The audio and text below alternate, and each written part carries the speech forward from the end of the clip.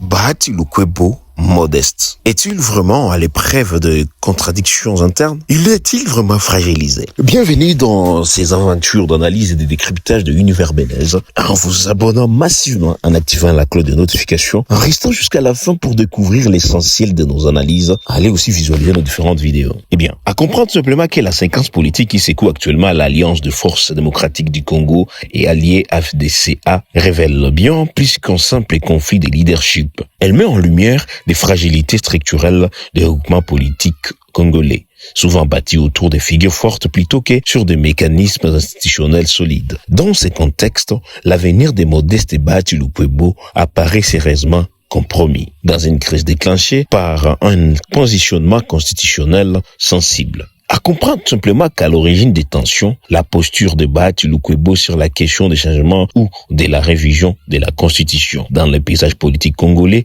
ce débat est totalement et hautement inflammable. Il cristallise des clivages profonds entre partisans du statu quo constitutionnel et ceux qui plaident pour une adaptation du cadre institutionnel. En prenant position ou en étant perçu comme prenant position sur ces sujets, Bahati Lukwebo a exposé son leadership à des contestations internes. Pour une partie des cadres de l'AFDCA, cette orientation aurait été adoptée sans concertation suffisante, alimentant donc un sentiment de confiscation du débat stratégique au sein du regroupement. La décision d'un groupe de membres fondateurs d'annoncer la destitution de Bahati Lukwebo ne relève pas uniquement d'un désaccord potentiel et ponctuel. Elle traduit un malaise ancien lié notamment à des accusations récurrentes de gestion opaque du regroupement. Le fondateur invoque la nécessité d'une restructuration. Ces termes, souvent utilisés dans les crises partisanes en RDC,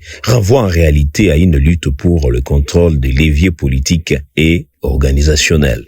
Gestion des ressources et désignation des candidats et positionnement dans les alliances nationales. La désignation d'Otto Bahizi pour assurer la transition n'est pas un hasard. Elle vise donc à donner une apparence de continuité institutionnelle tout en actant une rupture politique avec l'ancien leadership.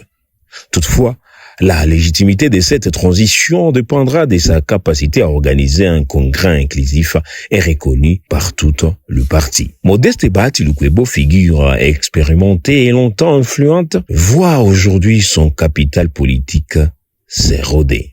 Cette fragilisation intervient à un moment clé, marqué par des recompositions au sein de la majorité et des repositionnements en vue des échéances futures. Dans ce type de configuration, la perte de contrôle d'un regroupement politique constitue un handicap majeur. En République démocratique du Congo, les plateformes politiques sont des instruments essentiels de négociation du pouvoir, notamment dans la formation des coalitions gouvernementales et la répartition de postes.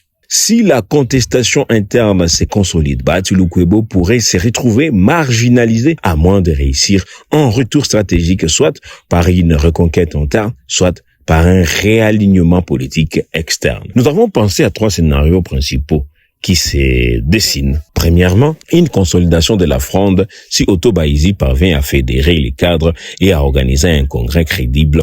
Une nouvelle direction pourrait émerger, actant définitivement la mise à l'écart de M. Bahati Lukwebo. Deuxièmement, une scission du regroupement.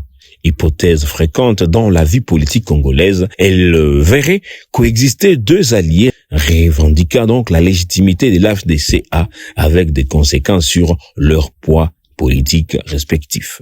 Et troisièmement, un compromis interne, moins probable mais pas impossible. Il supposerait donc une médiation politique permettant à Bahati Lukwebo de conserver son rôle au prix des concessions importantes. Au-delà du cas Bahati Lukwebo, cette crise illustre encore une réalité persistante. La faiblesse des institutions, des partis politiques en RDC, l'absence de mécanismes clairs de gouvernance interne favorisant le crise de légitimité dès lors que le leadership est contesté. Nous allons terminer par comprendre que l'AFDCA se retrouve aujourd'hui à un tournant décisif.